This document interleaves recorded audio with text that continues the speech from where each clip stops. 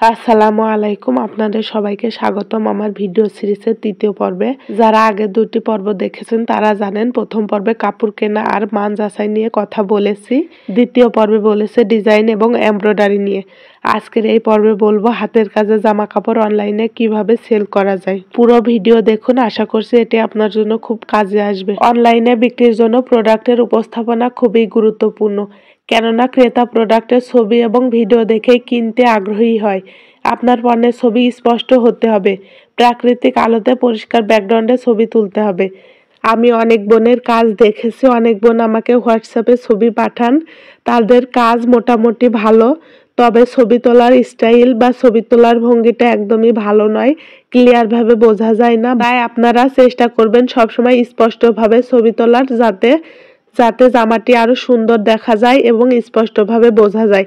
আর কারো যদি ফোনের ক্যামেরা ভালো না হয় তাহলে বলবো অন্যদের ফোন দিয়ে একটা ছবি হলেও তুলে রাখুন এবং সেই ভালো ছবিটি আপনি অনলাইনে শেয়ার করুন, তাহলে দেখবেন আপনার ক্রেতা বাড়বে।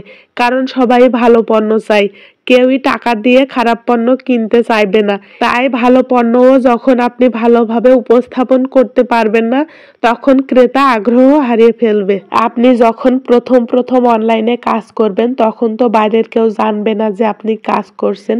তাই অনলাইনে ক্রেতাদের টার্গেট করার জন্য আপনাকে একটা প্ল্যাটফর্ম বেছে নিতে হবে। সেটা ফেসবুক আইডি, টিকটক, ইনস্টাগ্রাম, যে কোনো কিছুই হতে পারে।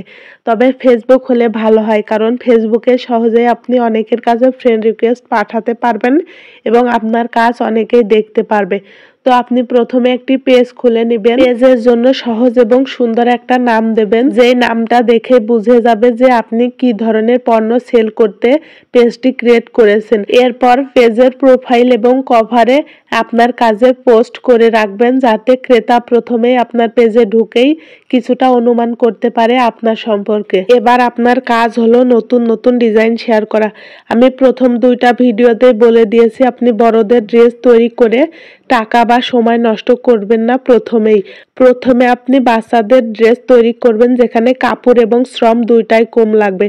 বাচ্চাদের ড্রেস তৈরি করে আপনি আপনার পেজে ছাড়বেন এবং সেখান থেকে আস্তে আস্তে আপনার পেজের রিচ বাড়তে থাকবে। আর হ্যাঁ, কপি পোস্ট দিবেন। ধরেন আমার একটা কাজ বা অন্য কারো একটা কাজ আপনি আপনার পেজে দিয়ে দিলেন এবং ভাবলেন ডিজাইনটি যেহেতু সুন্দর তাই এখান থেকে অর্ডার আসবে। এটা করলে আপনার নিজেরই ক্ষতি হবে, কারণ কাস্টমার ভাববে আপনি হয়তো কোনো কাজ পারেন না, অন্য কারোর কাজ নিয়ে আপনি পেজে ছাড়ছেন। তাই তারা অর্ডার দিতে ভয় পাবে যে অর্ডার দিলে হয়তো বা যেমন তেমন করে কাজটা করে দেবে। যেহেতু আপনার কাজ সম্পর্কে তাদের ধারণা নেই, তারাও দেখেছে আপনি অন্যর কাজ কপি করে আপনার পেজে ছাড়ছেন। তাই বলবো কষ্ট করে হলেও কাজটা ভালোভাবে শিখে নিন এবং নিজের কাজ পেজে আপলোড করতে থাকুন।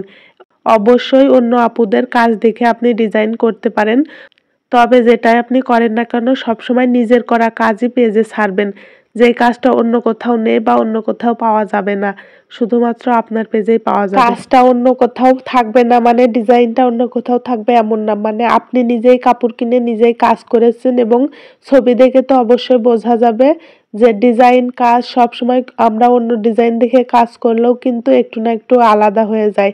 তো আপনিও যখন কাজ করবেন তখন সবাই বুঝতে পারবে যে এটা অন্য কোনো পেজের ছবি নাকি আপনার নিজের ছবি অথবা ভিডিও দুইটাই শেয়ার করতে পারেন আপনার পেজে। তবে প্রতিদিন না পারলেও একদিন পর পর শেয়ার করার চেষ্টা করবেন, তাহলে আপনার পেজের রিচ বাড়বে। অর্ডার কিন্তু তখনই আসবে যখন অনেকেই আপনার ড্রেস দেখবে। ধরেন আপনি একটা ভিডিও দিয়েছেন, সেখানে 10 থেকে 12 জন দেখেছে, এই 10 থেকে 12 জনের মধ্যে অর্ডার করার সম্ভাবনা কিন্তু খুবই কম।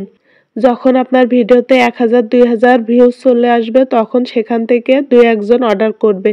এভাবে আস্তে আস্তে আপনার অর্ডার বাড়তে থাকবে। এই ভিডিওটি দেখার 2 দিন পরে ধরেন আপনি বলছেন আপু অর্ডার আসছে না কেন, বা এখনো কেন অর্ডার আসছে না, আমি তো সবগুলোই করেছি তারপরেও কেন অর্ডার আসছে না।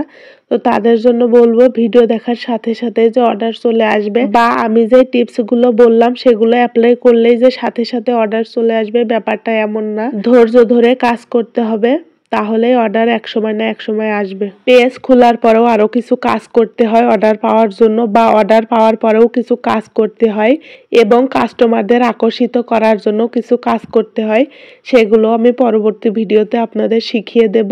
অর্ডার পাওয়ার পর কিভাবে সেটি প্যাকেজিং করব এবং প্যাকেজিং করার জিনিসপত্র কোথায় পাবো এবং প্যাকেজিং করার পরে কিভাবে কাস্টমারের হাত পর্যন্ত আমার প্রোডাক্টটি পৌঁছাবো, এ সম্পর্কে যদি ভিডিও লাগে তাহলে কমেন্টে জানাতে পারেন। অবশ্যই আমি আপনাদের সবকিছু শেয়ার করব।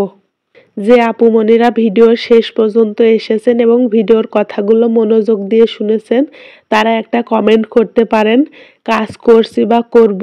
তাহলে আমি বুঝতে পারবো কতজন ভিডিও দেখে কমেন্ট করেন এবং কতজন ভিডিও না দেখে কমেন্টে এসে বলেন আপু অর্ডার আসে না, অর্ডার আসে না, কি করব, টিপস দিন। আসলে আমি ভিডিওর মধ্যে সবগুলো টিপসই দিয়ে থাকি, কিন্তু ধৈর্যের অভাবে অনেক আপু পুরো ভিডিওটি না দেখে কমেন্টে এসে টিপস চান। আপুমনিরা অবশ্যই একটা লাইক অথবা ডিসলাইক দিয়ে বুঝিয়ে দেবেন ভিডিওটি আপনাদের ভালো লাগলো নাকি খারাপ লাগলো। আজকের ভিডিওটি এখানেই শেষ করছি। সবাই অনেক ভালো থাকুন, সুস্থ থাকুন। আল্লাহ হাফেজ।